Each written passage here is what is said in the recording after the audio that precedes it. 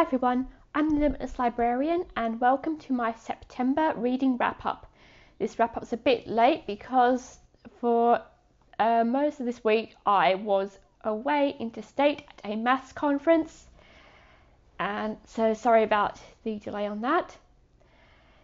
Last month I read 10 books, and so we're going to go through all of those today.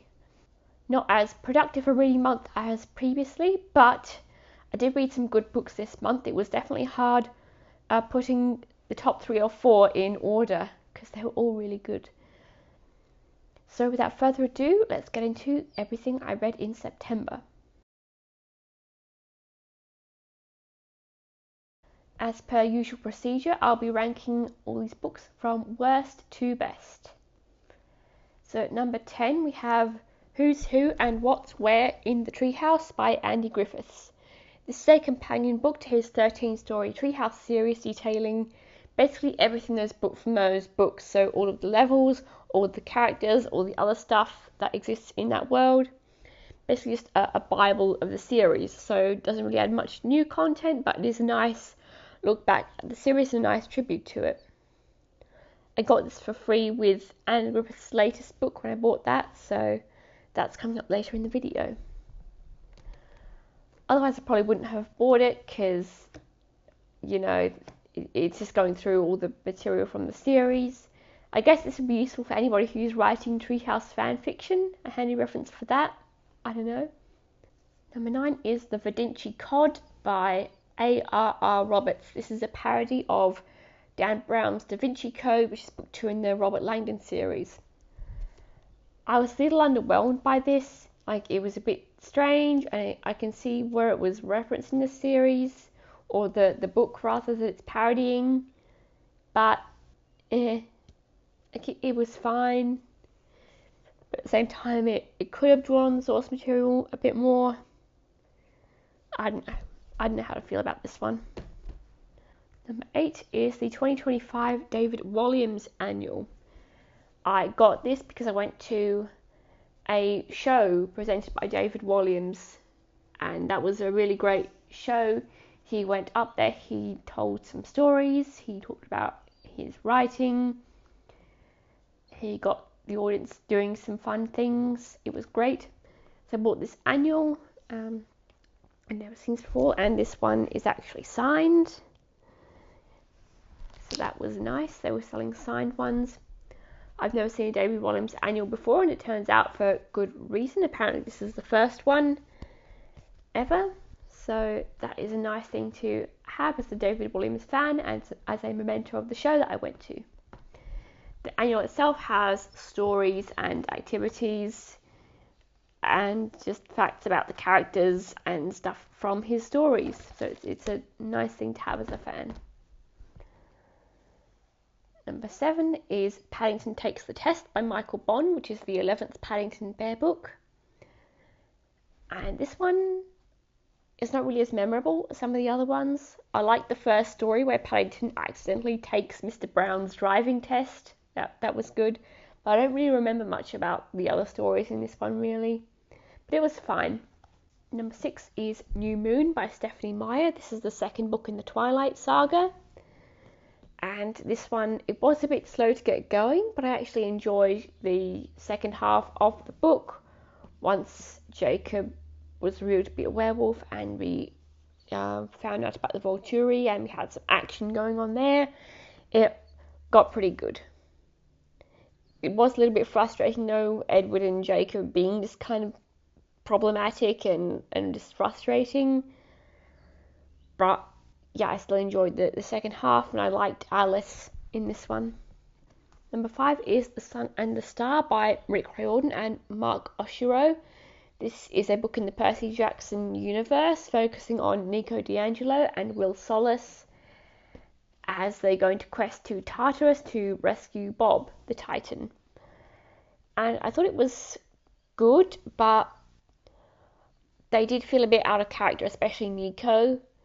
And there are a lot of like pop culture references, stuff that Nico made, and he really shouldn't have, because he's only really been out in the world for like a couple of years, and most of that he's been on quests or dealing with stuff like after Bianca's death. So I don't really know. It feels really odd and out of character when he makes those references and kind of immersion breaking, because he shouldn't, because he had lived most of his life, grew up in like the 1930s and 40s before, ending up in the Lotus Hotel.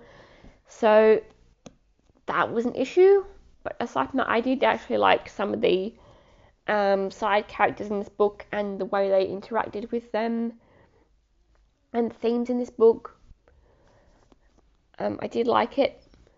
Just, I felt a bit out of character, and that might be because he had, Miss Mark Oshiro, who I haven't read any of his work. He had someone else working on the book with him, maybe. I don't know. But I did like them, and I liked the idea of Nico and Will accepting each other's traits and finding a little bit of that in themselves. Number 4 is The Land of Lost Things by Andy Griffiths. This is the first book in his new series, Adventures Unlimited. This one I really enjoyed. The biggest difference I noticed upon picking this up, obviously, is the different illustration. We don't have Terry Denton illustrating the book. And so I was worried about that at first, because I didn't know if it was going to feel like an Andy Griffiths book, or would the illustrations still go with the story that Andy Griffiths told, because Terry Denton illustrates all of Andy's books except for the Schooling Around series, because those don't have illustrations. But anyway, he's, as far as I can tell, the only illustrator Andy Griffiths has ever had, and that also helps give his books the particular identity they have. So I was a little nervous going in, but actually I really ended up liking Bill Hope is the new illustrator. I ended up really liking his illustrations. I think they were the right choice for this type of story, and I actually do think Terry Denton would not have been the right illustrator for this sort of story that this is, because it's kind of a fun adventure story, and it's funny, but it doesn't really have quite the same type of humour that Andy Griffiths' other books seem to have. It's not focused on, like toilet humour or slapstick humour as much like his other books do. So I actually was really happy with the new illustrator, and I really liked the story and the characters and just the vibe of it, which again helped by the illustration. So a good job, Bill Hope. Number 3 is The Danger Box by Blue Balliett.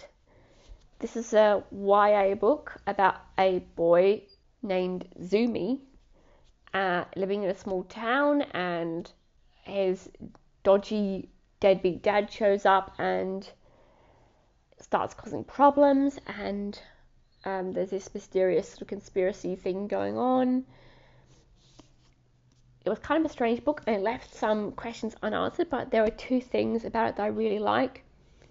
One was that it focused a lot on Charles Darwin and his work, and a mysterious notebook of his that is lost, and that was a major thing in the book.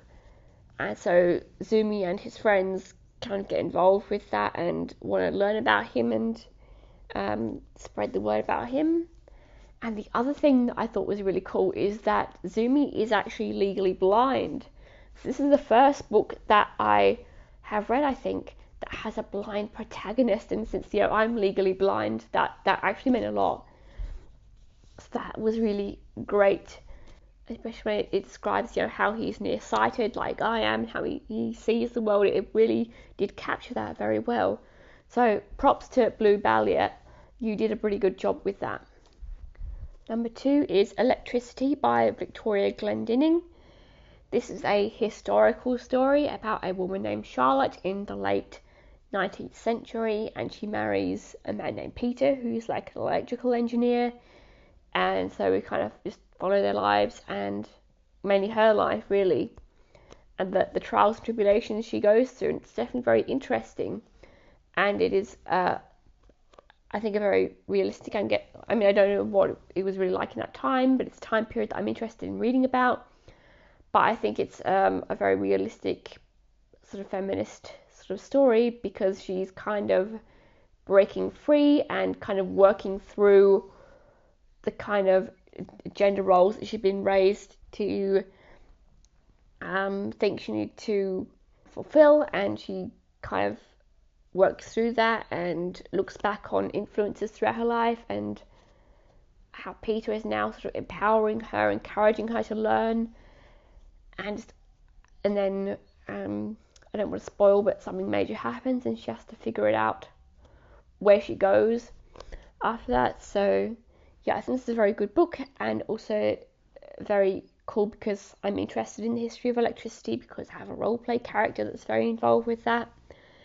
So yeah, this was just right up my alley, really. And number one, the best book that I read in September was Hera by Jennifer Saint.